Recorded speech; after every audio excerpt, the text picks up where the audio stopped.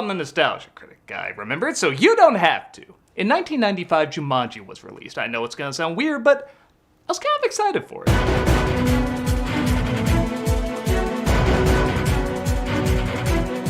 I was a big fan of the book when I was a little kid, and one of the reasons was, despite it being a picture book, it really did feel kind of like a movie. It's such a cool idea, a board game that comes to life when you play it. I love the idea so much I went to play Clue to see if it would come to life so I could murder the kid who never gave me back my turtle blimp. It did not, but don't worry, he died of natural causes of a plastic Donatello being shoved up his anal glands. Where was I? Oh, Jumanji. When the film came out, it didn't get the best of reviews, and yeah, I guess a part of me kinda hopped on board with that. I didn't hate the movie, but found it a touch generic and kinda thought more could be done with the idea. Looking back years later though, I don't know, I guess I remember it being okay enough. It wasn't really a movie I put on much, but I bet if I was 8 years old, I would've. So I wanted to revisit it and see if it's worth the underwhelming reaction it got. Or if, like the game, there was more to it than meets the eye. So let's sit back and think about, no really, how did this become a video game again? This is Jumanji. The film opens with two kids burying the game like every fan did with Battleship after they saw this anus juice.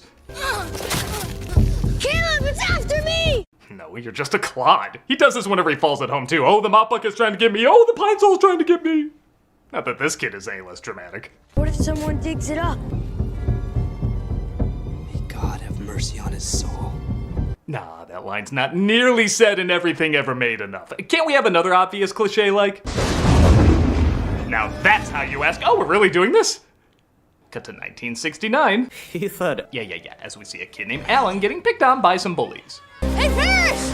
What's the rush? You're about to die, Parrish! Yeah, I guess when a kid's last name is Parrish, it is pretty hard not to beat him up. I mean, I feel sorry for the kid, but think about the bullies. That's like having Cookie Monster at a Nabisco factory and saying, I expect professionalism out of you. Good, Parrish! Run to Daddy! He runs to his father's shoe factory where one of the workers named Bentley, played by David Allen Greer, is excited to show off his new shoe design. This is the future. If I can get Wilt Chamberlain to wear them, I predict there'll be a pair of those in every closet in America. Because nothing says long-lasting like Air Parrish. The father is no help as he tells his son to fight his own battles of 1 versus 5. If you're afraid of something, you've got to stand and face it. Like when 5 robbers broke into our house, did I call the cops? No. Oh, that reminds me, we have to visit your mother's grave today. And Alan puts Bentley's shoe on the conveyor belt and destroys the machine. Who did this? I did, sir. Well, I feel as bad for the following scene. Yeah, you can cover up that scene. Just be sure to show Bentley watching with deservedly cold delight. Alan, of course, hears something calling to him at a construction site. Hello, my baby. Hello, my honey. Hello, my ragtime. Obviously, he finds the game and makes his way home where he discovers as a reward for getting his ass kicked, they're making him somebody else's problem. You're ready to go to the Cliffside School for Boys. You don't want me living here anymore? It's always been the plan that you'd go to Cliffside when you were ready. And I think you're ready to be as far away from me as possible. I'm not! Well, I am. Maybe I don't want to be who you are. We're taking you there next Sunday. They have a big argument, but his friend Sarah comes over to help him feel better. Naturally, they try playing the game, but sadly, so does Captain Howdy. In the jungle, you must wait until the dice read 5 or 8. Or until you stop looking like Dominic the Christmas donkey. What's that mean? Give credit to somehow achieving both a comedically bad, but also creepy as hell effect.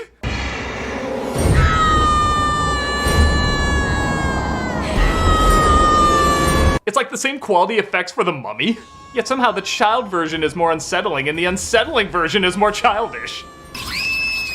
Also, I love the dramatic timing of the bats that only now come out. Especially this one that's like, so dead. I guess the movie got sick of those two kids, so here's 2 brand new ones. Judy and Peter, played by Kirsten Dunst and Bradley Pierce. They're under the care of their aunt who bought the place as their folks, naturally, passed away. Is it big enough for you? Peter hasn't spoken a word since it happened. When you're a boy who's a teacup in a movie this girly, your school life is over.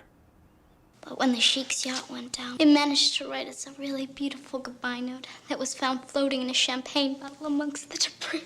I suspect that to be a lie of sorts. If you don't cut that out, they're gonna send you to a shrink. Where do you think they're gonna send you if you don't start talking? Okay, I know I made a Captain Howdy joke earlier, but seriously, did the game possess Reagan here too and Judy just stole her wardrobe? Is the neckline on that dress gonna start spinning? They of course find the game and decide to play. Time tiny bite can make you itch, make you sneeze, make you twitch. Oh no, leftover purple sex from The Mist! Yeah, how's this movie having scarier effects than the films that are supposed to be scary? Well, that invites another turn. This will not be an easy mission. Monkeys slow the expedition. Good try, 1995. Yeah, maybe not all the effects were passable. Some things you give leeway because of the time period, but these chimps always look bad. They look like a mix between that monkey from the end of Jimmy Neutron and that yellow Muppet from Lost in Space. Call the police. Play more. Yeah, these kids are dumb. Uh-oh, I didn't see this part. Oh, now it's the time for uh-oh. Killer bugs and monkeys. Well, you just take another turn, but on a technicality, a frickin' oh. The instructions say if we finish the game, it'll all go away. We better do it, or Aunt Nora's gonna pitch a fit. Okay, do kids in adventure movies ever have the right priorities? I just unleashed Cthulhu and he's brushing his teeth with the blood of man! But you know, homework. Oh no, one of the fake lion statues from the museum is here. Oh, I mean, I'm sure the CG will look better. The CG does not look better. But Alan returns, grown up into Robin Williams wearing plastic scenery from Rainforest Cafe, and fights the lion off. Somebody roll a 5 or an 8. He did.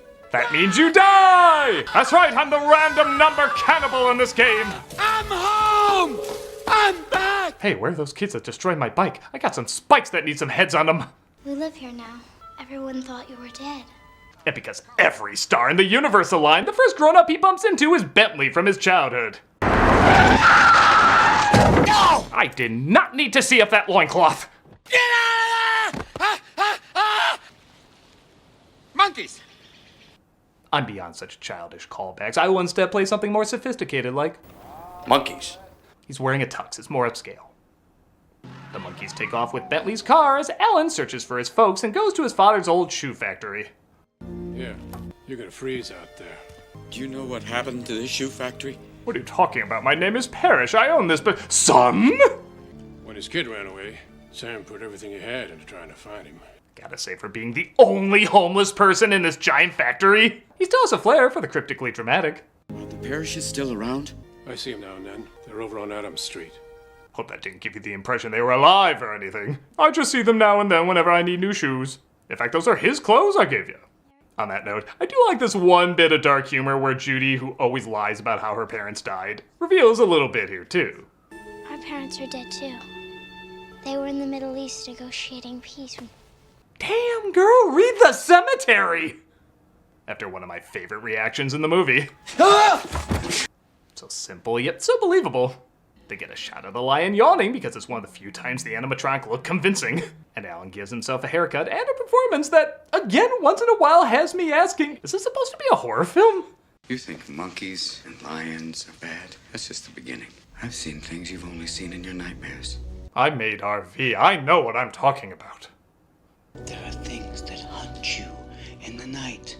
Then something screams. Then you hear them eating.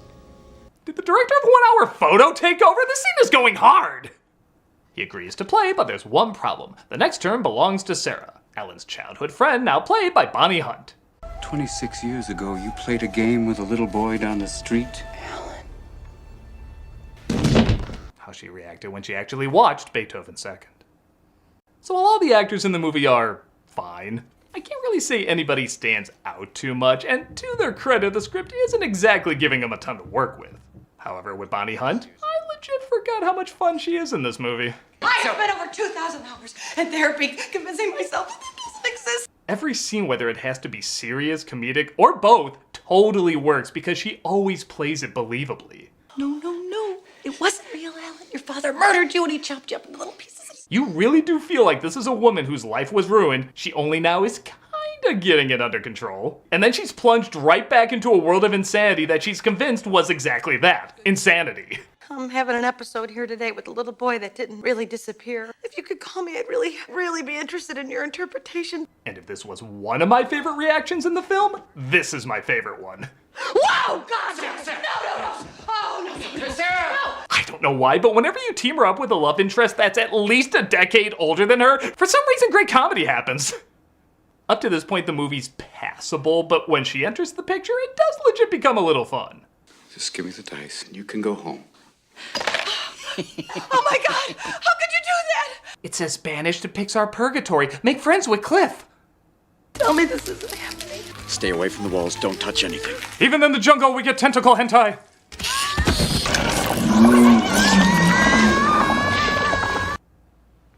Anyone else see? Somebody, anyone else see? They save Peter and continue the game, resulting in a hunter named Pelt chasing Alan. You miserable coward! Come back and face me like a man! I will say, this actor is so dedicated to his role, I thought when I first saw it, maybe I missed his introduction when I went to the bathroom. He just plays it like he's always been the main villain of the film. Not good enough, Sonny Jim. Coming ready or not. Oh wait, I feel like a dumbass. I just realized that's the father from the movie. Yeah, they Captain Hooked us. That's the same actor who played Alan's dad. I legit never knew that. Mainly because the film doesn't do much with it? Okay, I don't need a Shark Boy and Lava Girl moment where they just straight up say that's my folks and I'm learning something right now, but at the same time, nothing seems discovered or found out about his connection with him and his father with him playing the same role. What gross are these? You know they stopped making these in 1903. Damn. I don't know. The actor plays both parts great, so I guess it's not a big deal. Whose turn is it? Alan escapes, but the next move starts a stampede, leading to a very blurry pelican taking the game.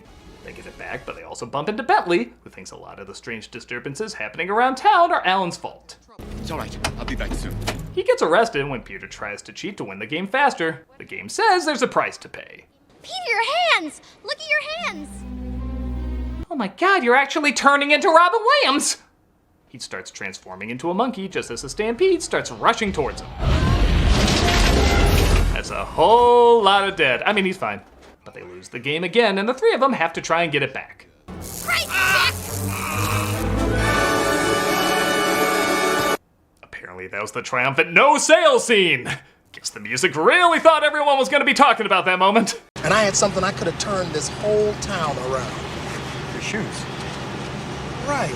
Alan reveals to Bentley who he is, and they make their way to the others. I saw this in a Culkin movie once, my girl.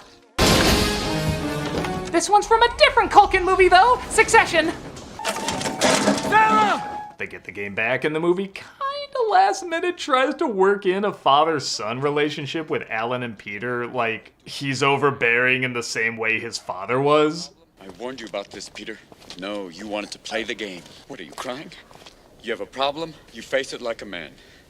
There's something in there, but he's only known him for a few hours. Why are you acting like you've raised him for months? I know the phrase "you're not his real father" is used a lot in movies, but I'm not sure you two are even friends. It's not that.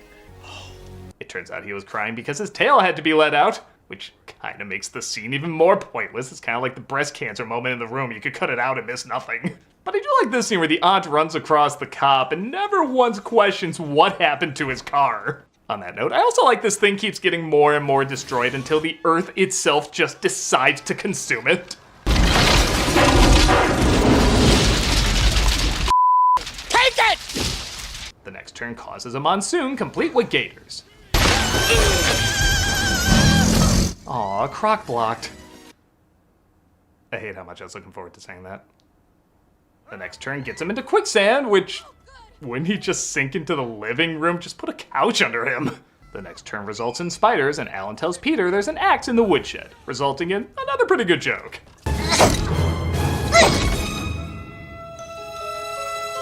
Yeah, I know it has him even looking at the camera, but I don't care. It makes me laugh.